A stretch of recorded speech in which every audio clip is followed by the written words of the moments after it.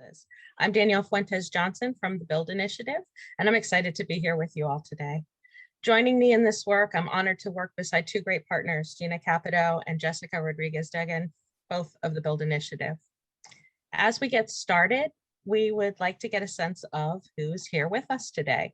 And so we're going to launch a poll just to get a sense of the roles that you all fill in supporting home-based childcare, but also feel free to take a minute to enter your name and your location in the chat.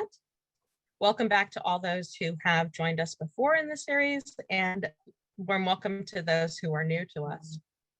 While that's populating, we can take a look at the agenda and see what it is we're going to do here together today. So Jessica and I will welcome you to this session, and then Gina will review with us the core beliefs that this series is based on, and specifically which particular core beliefs apply to what we're talking about today. Then we'll hear from Marie St. Fleur and Michelle Phillips, who will share their experiences in supporting home-based childcare as a business. This series is designed to be interactive, so please let us know what questions you have by entering them in the chat box, or feel free to come on camera or on audio when we open it up for conversation. Throughout the session, you'll hear us using the terms home-based childcare and family childcare somewhat interchangeably. Please realize that we're also including family, friend, and neighbor in all the other different ways that states and communities capture this community of care providers. This webinar is being recorded, and the PowerPoint and the recording will be made available in a few days following the webinar. So with that, I would love to turn it over to Jessica, who's going to help us connect. Before we do that, let's just end the poll and see where we are with folks that are joining us. So I'm going to share the results on screen, and we should see that we have a pretty large proportion of you that are in a support organization working with family childcare providers, about 68%, small proportion of providers yourselves, and then some percent, about 24% in the administration of the systems or in childcare administration, pre-K, early intervention. So thanks so much for taking a moment and sharing with us the role that you're coming from. Good afternoon, everyone. I'm happy to be here with all of you.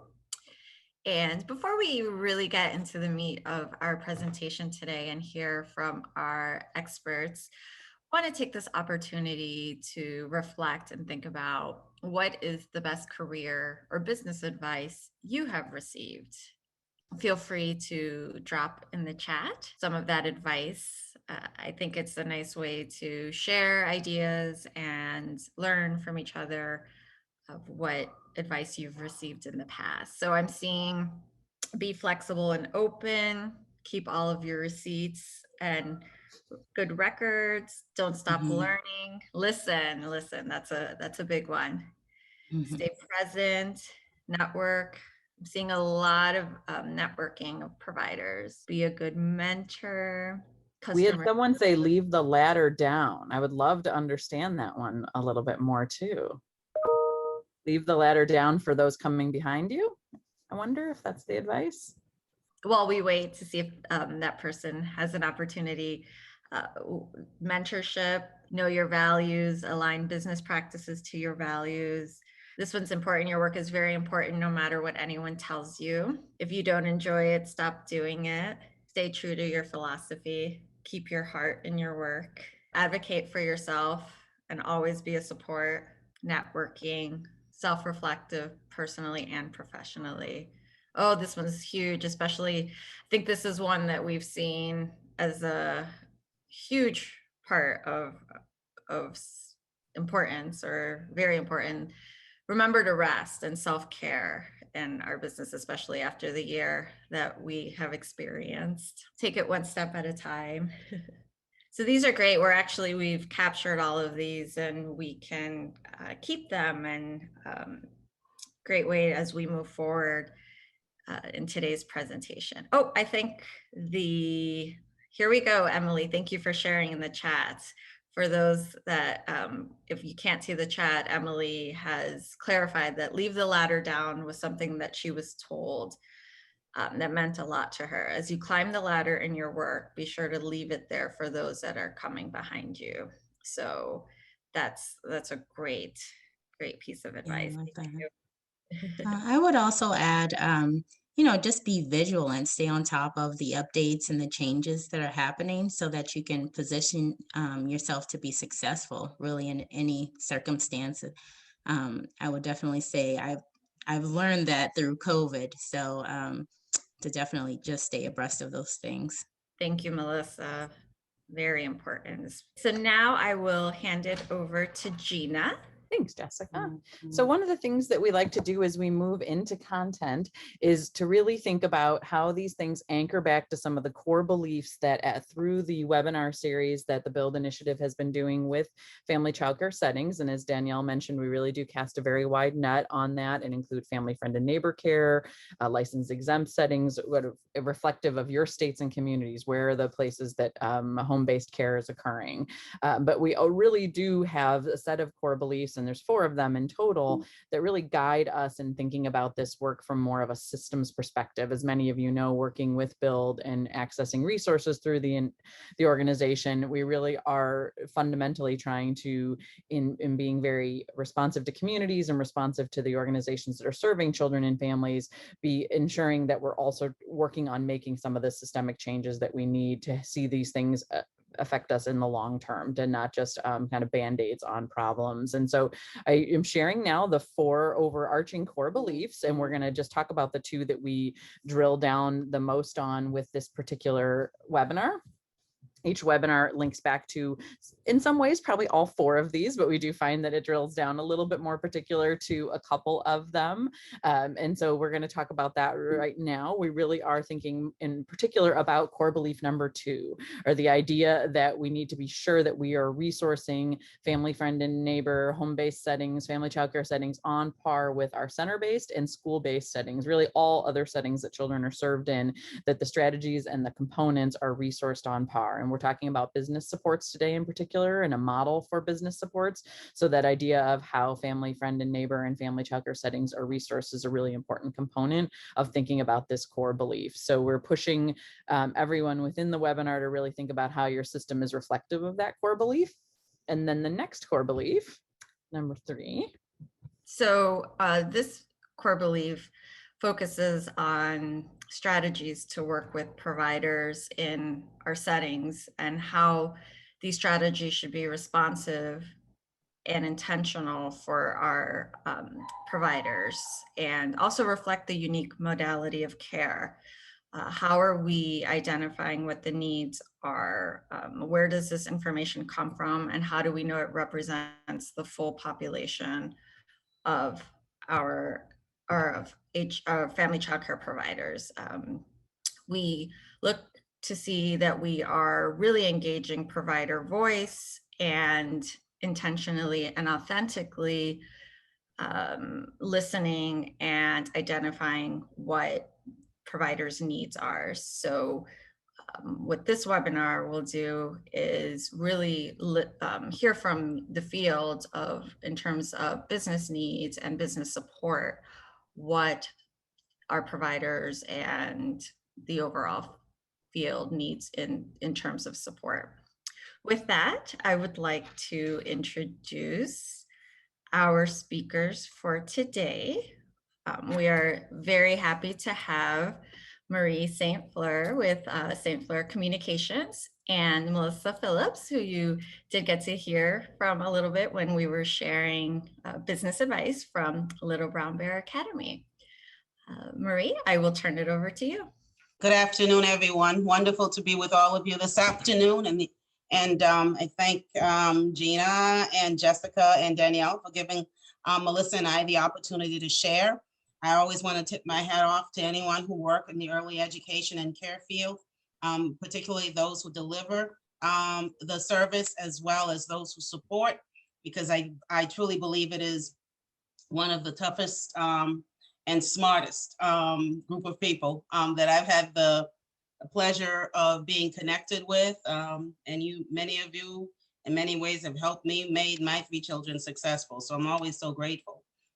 Today, we're gonna talk to you about an experience that we had about, I would say, well over 6 years ago. I led a nonprofit in Boston. And during that time period, I lived in the Dorchester section of city of Boston, and we did a study. And in that study, it showed that there were well over 500 early education and care workers that lived in that Dudley area, and that they were a critical part of the economy for that community. We then took it a step up above municipality and took a look at the state level and say, okay, well, what is happening at the state level? And back in those days, we learned that preschool programs, family daycare homes, childcare centers is a powerful economic engine in Massachusetts, and it generated over 1.5 billion in gross receipts annually, that it actually employed over 40,000 individuals, and that it actually outpaced that of industries like our pharmaceutical, manufacturing, and telecommunications, if you take a look at the number of people it employed. And so this is really a crucial part of our workforce. And what was important about it as well is that we looked at 96% of which were female. And many of those businesses were female-led businesses. And so as we took a look at the Dudley area in particular, we began to realize that there was beginning to be an attrition. We were losing a number of our home-based programs, and we wanted to make certain that we could stop that. And so what did we do? Well, when we took a look at it back in 2014, there were about 154 early education and care businesses in Greater Roxbury, which employed, like I said, 500 early education and care workers. And then when we look back a year later, 44 of those businesses had closed. And we also knew that those children were therefore not receiving care, and they were falling into the woodwork. And we wanted to stop that. And so we launched this, and we realized that people have the skills. A great chef knows how to whether it is whether or not they know how to make an amazing souffle, or they have an amazing recipe. Great chefs know how to cook. That's the analogy. But the difficult piece, honestly, is the business piece, because most early educators look at what their skills are in being able to care for children and being able to assist in child development. But a critical part of this work is also the business part of it. And that's where we were finding that, as we did a little research, that many of our early educators were finding it to be challenging. So we launched the Early Education and Care Small Business Innovation Center to help those small businesses. And our theory was that if we were able to provide them the support that they would need, it would decrease the pressure on the program owners, allowing them to provide better, more enhanced quality early learning experiences to shape the children's readiness for academic success. And so we launched this opportunity with, we invited our first cohort, and Melissa actually was part of our first cohort. And we did this in partnership with the City of Boston, UMass Boston, as well as Technology Goes Home, because we wanted to use a technology platform in order to provide them the coaching and the resource supports that we wanted to reach out of them. And we thought that offering digital solutions for budgeting, marketing, and human resources management might be very helpful. And so in that would in fact help them stabilize and grow their small businesses. And we thought that was an important achievement.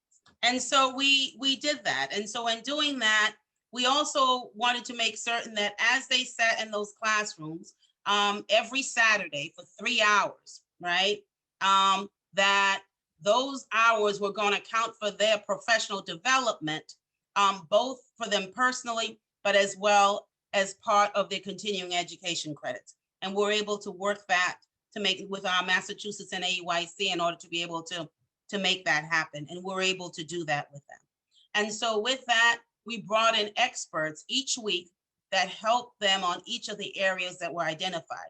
We wanted them to really understand how to process, want to go back, and I'm moving to process their accounts payables, right? So in order for them to process their accounts payables, they needed a system to do that.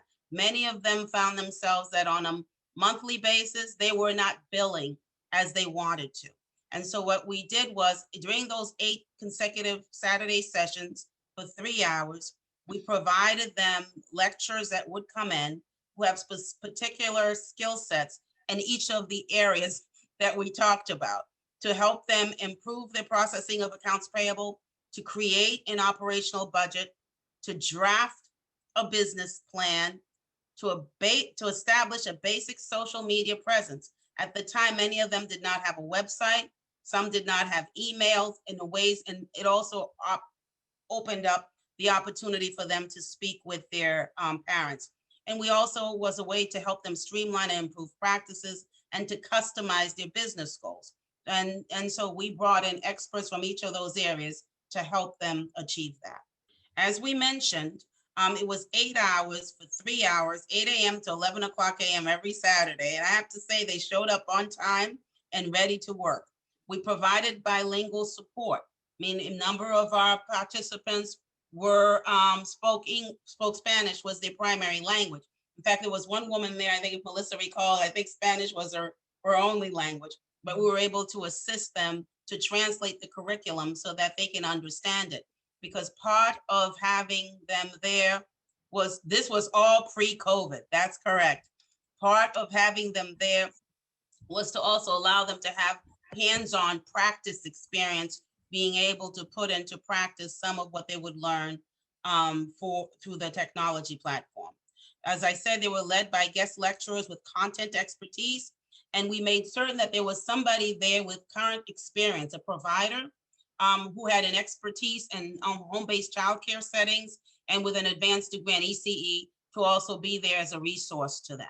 So the learning was hands-on and it was contextual. So if we told you you're going to create a business plan, we provided the lecture on the business plan, we provided resources about the business plan, and then we also helped you create that business plan. And they had to move forward, they actually had to complete their task, which was, if it was that business plan, you had to come back with that business plan ready. We also had folks available to them off hours. If they had questions that they wanted, that they needed answers, those folks were available to them. In doing this work, we had a pre-assessment and post-assessment so that we can have an understanding of where everybody was, because everybody was in different places, so we can meet people where they were. And then post-assessment was really important because they got to chart their own progress as well. So in order to provide that, so all of them would have access to a technology platform, we partnered with this entity called Technology Goes Home, which I had worked with in the past, and I had made a contact with Google, and we reached out to them and see if they would be willing to partner with us. And so they were willing to partner with us so that we could at least make accessible to every participant a Chromebook so that they could load up the technology, that the software that they needed in order to be able to do the work that they had to do. They were on that Chromebook, they were able to build their website. Some of them built websites. Some of them got Facebook pages. Some folks who had never been on social media built out their Facebook pages, and some established, as I said, an email address for the first time. And with the important thing about the Chromebook is that the contract was that you'd be able to keep, you came in, you're able to use it for $50 so that it had accessible to you for those 8 weeks. If you completed the program, you're able to take that Chromebook with you and you're able to keep it for free. And so this was this was a free program. Otherwise, there was no tuition for it. And so I think what I got out of it as I watched is that people really want this assistance. But it really takes time to work with people. And we have to be willing to take the time. And a lot of people learn better when they hear it and when they actually can apply it. And we have to take the time to allow folks to learn in a way that makes most sense for them. And the other piece, as we made these resources available, each of those lecturers also made themselves available. Each of them made themselves available. We raised the funds in order to make this possible. And I have to say, I appreciate many of my lecturers who were willing. We had a marketing expert who was willing to come in and donate her time. So the only cost to this, honestly, was the Chromebooks. as well as we had to pay the lead teacher that was there who had the expertise. And so we're able to pay for them. Most of the platforms are available through your own early education and care database anyway. It's really pulling it all together and so that it can make it happen. Next. Marie, we had a question in the chat box. Can you remind us again, how big was this cohort? We took 15, no more than 15 was our number for each cohort. So it was a small classroom and internal staff, 3. And when I say that internal staff, it was 3, my researcher, myself, and then we hired, as I indicated, we hired the we hired the teacher, because I am not an early learning professional. So we had to hire someone with the skill sets, because somebody who's actually run a home-based childcare business, somebody who actually run a center-based childcare, so that in the application of the work, it made sense, so that you were applying fiscal management principles, but you were applying them in the context of the businesses from someone who actually run that business as well. A few other questions on logistics. One is how the work was funded.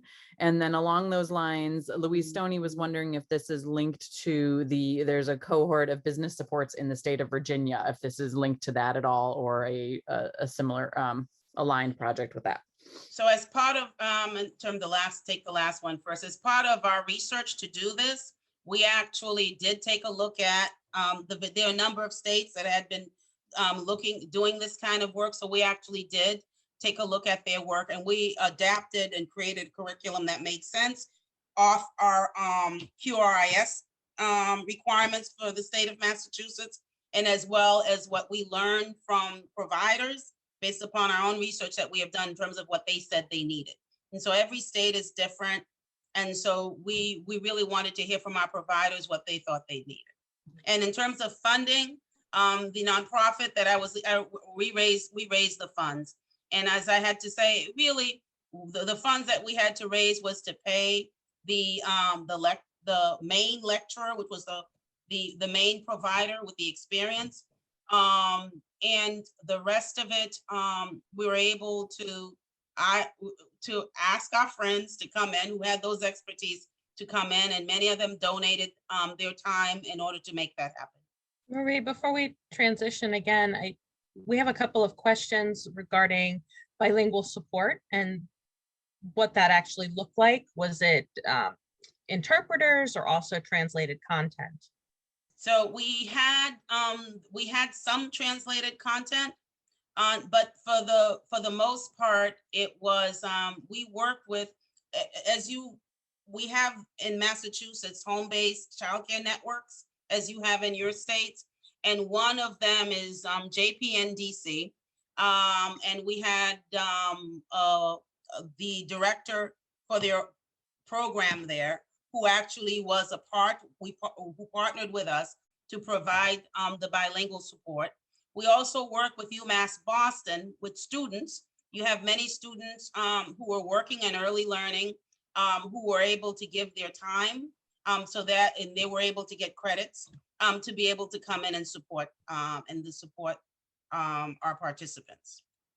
And so some of the translation was real time. So Francia would sit next to the individual, or 2 or 3 individuals. I think Melissa would remember. So you had these tables.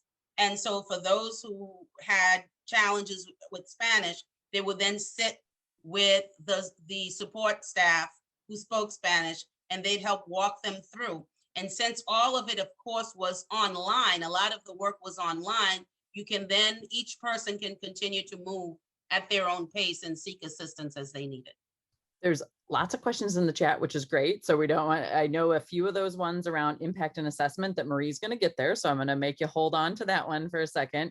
But a couple more logistics of the operations of the program. And I think this is such a big one right now, the digital divide and equity and access. A question whether you found that there was access to internet services by providers was an issue in sustaining the supports or the work that providers were doing by using their Chromebooks and when they're at their own facilities. Did you So find that? Melissa can respond to that as well. I did not, that was not an issue that came up for us.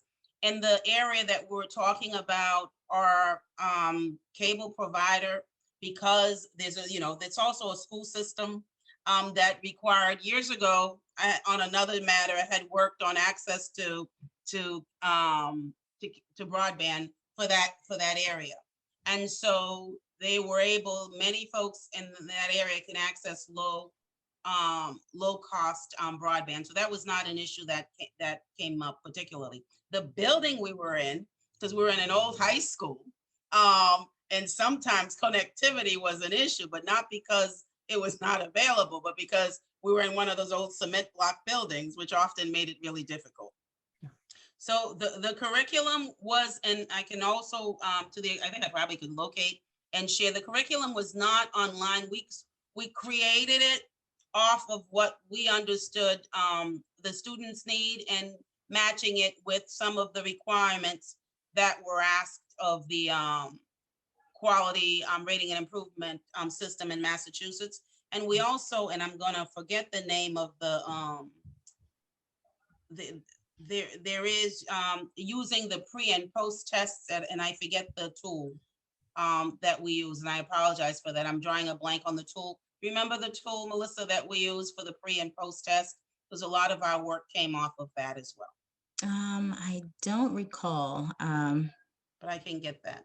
Right, let's talk about eval and feedback then. Go ahead. So here's so we did do an evaluation, and these are the results, the pre and post engagement survey results. So when we sat down at the very beginning, when we met with each participant, we reviewed what the curriculum was going to be, and we got from them what their goals were, right? And so the idea was that when you left this program, you should leave with at least, most of your goals, at least one of your goals achieved. And so 65 of the participants met at least one of their business goals. 88% reported using at least one marketing tool. 82% report now having a budget. Many of them had not had a budget in the past. 82% report now having a business plan. And that was a big aha for some folks, the business plan. And I'm gonna, really just, I'm walking through this and then turn to Melissa so she could talk to you about her experience on that. One of the fun things for me was, you had providers of different range. Beulah's the one who I think about often. She had been in the field for 30 years and she was running a center, and nobody's ever taken the time to help her with understand the budgeting, her budget, and how to manage that and how to build it and how to run it. And so with the support that she was able to receive, and I know she got into contact with a couple of our instructors, she was able to raise the salary of her teachers, because she found out with better management 3 or 4 months into that she was getting the resources and that she needed to give a small raise to her teachers. One of the other pieces, as you know, like I said, we brought experts in the field. So one of the experts that we brought in to do the budget piece was an accountant. She had a small accountant firm. She made herself available to the participants and helped them build out their budgets, and sat with them so that the budgets had to be personal to you. It was not some general budget. It had to you looking at your expenses, your income, and building it out so that it made sense for you. So it's something that you would use. So I had one center. So this is my doing. So we had one center director in there. She was from People's Baptist Church, which was a church right up the street from the school, right? And she came in and she said, well, I'm essentially by myself doing this as well. I may not be located in a home, but I'd love to be able to participate. And we agreed to have her participate. So she was the only one. Everyone else was a home-based provider who lived in the area. Good catch, Marie. And Kay. Kay wasn't going to let that one slide. There was one other question on the additional work. So after the training portion, did you continue with additional coaching? And maybe Melissa will also speak a little bit to that as a participant. So what we did was, what we had hoped is that in creating this cohorts, that they would build relationships with each other because what I heard was that this is a really lonely existence. And that you do not have a lot of colleagues to really work with, to bounce questions off and what have you. And so we were hoping that this would allow a way, in an intimate way, to build a relationship, to build the colleagues. I was hoping for a next step to this, which I didn't get to, but, and so that was one. And two, we brought in people who really cared about the success of these women, who wanted to make certain that they would be available to them if they had any questions. And so I know about 2 years ago, I actually got a call from another young woman, Stacy Taylor, trying to locate to connect her back to the accountant, because she had used her and they had continued to have a relationship. She had misplaced her phone number. So outside of me, their relationship continued outside of the coursework. But that's what networking is about, right? All of us, and if you think about middle class, folks tend to have networks of people that they can connect with should they have a question. And so this, in essence, was making that network available to folks who may not have the time to build it, are not necessarily in a place to organically build it. And so it was a way to help connect that. Okay. And I have to tell you, so Melissa was our stars. I think Melissa had just started her business, and it was started early learning at the time. And she was so focused on building the right infrastructure. She had, I think, just got out of school. So I think had been at Quincy College at the time, or just recently gotten out. And she wanted to just really have a solid start for her business. And I'm just was so excited that 11 years later, she's still doing it. So I want to turn it over to Melissa. And, like I said, you early care providers are my heroes. And I want to turn it over to her. And I'm grateful that she's taking her lunch hour here while they nap to be with us. Thank you so much. So I appreciate the opportunity to share my experience. It was definitely a very positive and very beneficial tool for my program.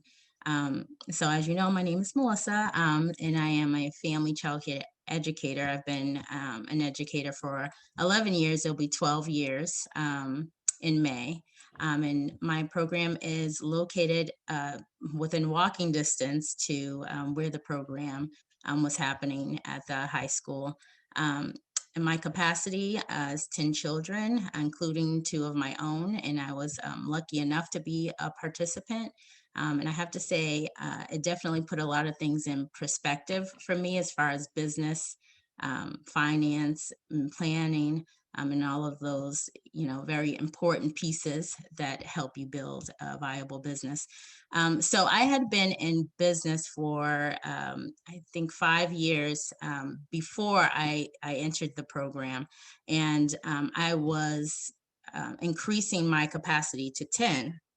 And so I had an assistant, but I really wanted to make sure that I was running my business in a way that would make us successful for the long haul. So the program really helped me realize where I was lacking in some areas, and gave me resources to put me in a better position to have a more stable financial situation for my program. I was for sure not being consistent with tracking and accounting for money being spent and received. So I would go about doing things my way, in a very manual way, until the end of the year. And I'd end up with this daunting mountain of receipts, and a very vague recollection of where my money was spent. So the budgeting practice and the business planning were very valuable for me. I did end up using many of the suggested practices. One of I'll call it an experiment that we did was we had to use an app called Mint. Some of you might be familiar with it, but it really gave me an overall picture of my spending habits, which kind of caused me to reshape how I was going about providing for my program. So I ended up really organizing everything that I was doing so that I made sure I knew where my money was going, how I can make it so that my program was making enough money to ensure that, I'm able to pay my staff and myself, and just maintain my life. So it was very empowering to have, the hands-on experiences there and the support. Another really good resource was being paired with a business coach. I happened to be paired with a business coach who had experience in human resources. And so he was able to give me some information on recruiting practices and, creating an employee handbook and really onboarding new employees, which was really helpful to me because when you have a large family childcare program, there's no room for not being able to have an assistant when you need one. So a lot of those things that I learned through working with him, I'm still using, and really it evolves over time. So that was really helpful. One of the bigger things was creating that business plan that Marie talked about. That was major. That's something that I am constantly tweaking and making sure that I'm able to follow my plan and make any changes if I need to, and pivot when I need to. One of those times was really COVID, during the beginning of COVID. So, that really helped me 6 years later to really look at, okay, what is my business doing? What should I do? Where should I go? And, help me put those things on paper and really run my business the way it should be run. Another very important thing that was very helpful for me was just connecting with other providers. I had providers that lived in the same neighborhood. We all kind of have different programs, but we were able to share resources. I still connect with a couple of those providers. Eula is one of them. She is actually the center provider that I am not far from. So we connected a few times, and then another provider, Maria, who lives a couple of streets over, and we frequently share resources. And just even if I'm full and I have a parent who's looking, I would refer her to Maria because I can definitely vouch for her being an awesome person. So I'm very thankful for the program. It's been a big help with really making my business shine, amongst all of the many providers we have in the city. Thank you, Melissa. So I think that one of the questions we just got might be something that you could reflect a little on, is whether or not participation in the program ultimately saved you time. It sure sounds like it did, but would you give a little voice to that? Absolutely. So time is everything. I feel like being part of the program really made me reflect on what I needed to do to ensure that I was able to have time to focus on, working with the children. So like I said, I was doing a lot of things manually. When I came out of the program, I was definitely, I had a system that I was using. So it wasn't like I was writing down receipts and doing things like that. It was just, I was able to make a time management plan for myself. So now I have a day where I, once a week where I'm inputting information, and it just makes it much easier. It's a simple thing, but it makes up for a lot of time that was being lost, just kind of being topsy-turvy all the time. There was a follow-up question on your sharing of the app Mint. Do you continue to use Mint, or do you prefer this resource And do you refer this resource to other providers? Like, what's your experience with that app? So Mint, it's an awesome tool.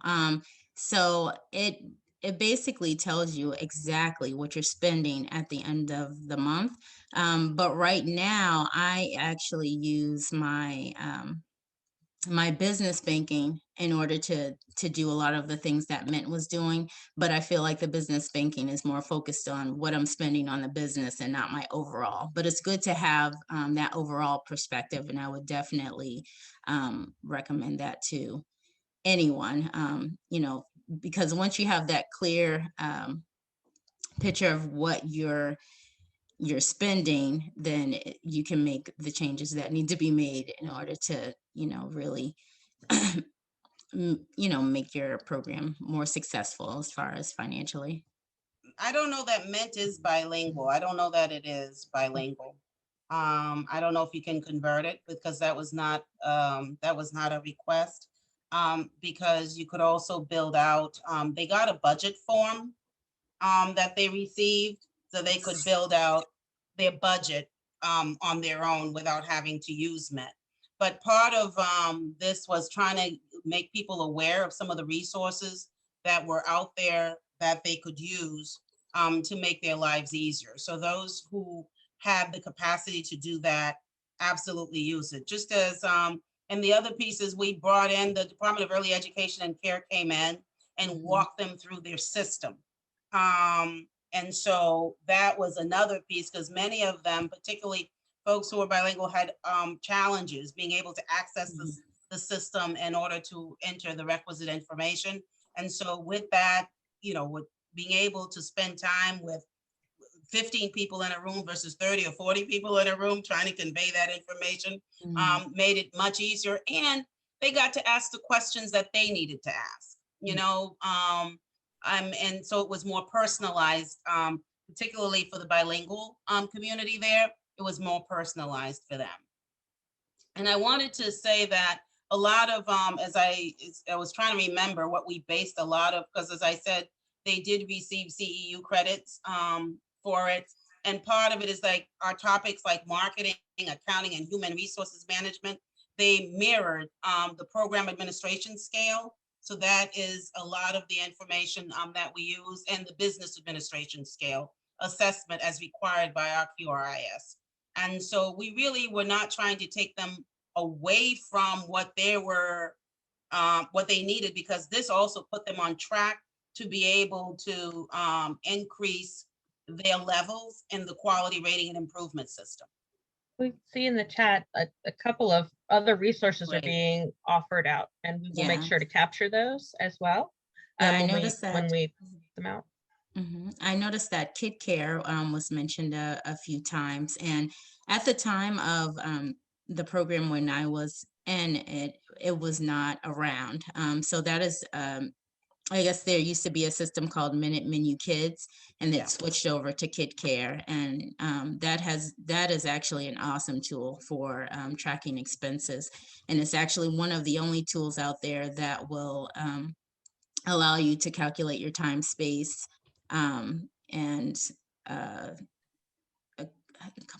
there's a couple other things about it that a lot of other systems I noticed that don't allow you to do. Like you could go in and put in your income for the month and kind of backdate it, where a lot of systems where you would literally have to kind of run to your computer and put in any payment so that it is able to capture it accurately. We also try to bring in resources that other businesses would normally need. So we did have some folks come in that provided health, to talk about their healthcare plans and healthcare benefits in order to be able for them to have and to sit with them so that they can have a sense of what would make sense for them and what would make sense for their staff. One of the issues that came up, as sometimes it's difficult waiting for the state to reimburse you. And so there's always gaps sometimes, so access to capital. And so we were able to connect them with Action, who actually had resources like that. Some of them may not be able to go into a bank and open a line of credit, but Action would be willing to work with them in order to be able to provide to them the same type of access that perhaps a more seasoned business might have access to. And so those were some of the things that I think they found helpful. It was also around, helping them, some folks had issues because they were holding these centers in their home, but some of them don't own the homes. And so there were issues around insurance. So it's really trying to bring resources into that space that they thought might be helpful. I don't know if you remember anything else that came in to that space, Melissa, that was helpful to you. Well, I want to say that the coach was a big help for me, because my biggest challenge was just making sure that I was able to maintain the staff that I was bringing on, and keeping them happy, and being able to afford to pay them a competitive wage, and trying to figure out resources on benefits. So the coach was able to help me kind of customize some things for my program. So I also want to add that when I did leave the nonprofit, and what we did was we shifted the program over to UMass Boston. And they continue to work on this program. They do not work, which is, with the smaller centers as much as I would prefer, because I think they really need that support. But it's a larger organization, and so they had different standards once that was sent over. Thank you both so much. As we come to the end of our time together, I want to open it up to both of you on final thoughts or reflections on this process and what it's meant to you personally, professionally, in community, any of the above. What we were hoping for is that there would be a focus on this small business area. Because in people think of small business, they usually think about multi-million-dollar organizations. And these are really localized, and maybe micro businesses, neighborhood businesses. And they are the lifeblood of communities. And we have to create a narrative that speaks to that. Because if we do that, we increase enrollment for them, we increase their revenue, we reduce the employee turnover, and we actually help support them in implementing best business practices. Those best business practices create the foundation for them to be able to deliver quality early learning experiences for their children. And so the reduced director workload, I know Melissa talked about it. I know if you spoke with anybody else in the program would see that. And so I wanted to lift up home-based childcare, because what we found, particularly for people of color, as well as folks who have infants, that is the preferred space. And if we really want to address, readiness or equity, or school readiness or equity, or we want to really support small businesses, real small businesses, then we have to lift them up in that equation. And oftentimes we do not. And so what I think it did was it actually did some of that, and we need to continue, particularly right now as these new dollars start flowing in through the, what are they calling them, the Recovery Act, that home-based childcare is not left out of this conversation. Thank you for that wonderful summary and including where we are in this moment in time. Melissa, any final words? I would say that I'm just really thankful that family child care is being recognized and is in the spotlight, and we're getting the support that we need. As far as maintaining our businesses, and it's a lot for one person to really juggle so many different jobs within one space. So it's nice to be able to have that support and backing from the people in our community. So thank you so much. I appreciate that this program was created, because it did help me immensely. And it's still, the information and just the knowledge that I gained from going through that process, it really helped me grow as a business owner and provider. Thank you for everything you do as an educator for our children and for your community, and for being here with us today and carving that time away from them. We just really appreciate having you here with us today. Thank you. for having me.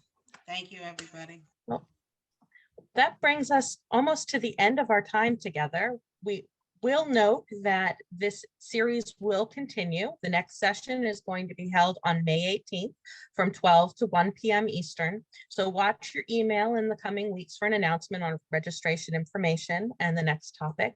We are going to put up a poll just to get some feedback before we go on this session and sort of your thoughts on this session. And along with the poll, we'd invite you as well to, in the chat box, let us know what struck you as significant, new, or interesting during this webinar. Throughout the series, we have continued to co-create this series topically where our audience is most interested. So please feel free to, if you don't put it in the chat box now, please feel free to let Jessica, Gina, or myself know in an email after the webinar. And again, the webinar has been recorded. The PowerPoint and webinar and resources will be provided a few days after the webinar. So with that, we'll leave the poll up just for a minute in the chat box, but we will say goodbye for now until we see you in May. Be well.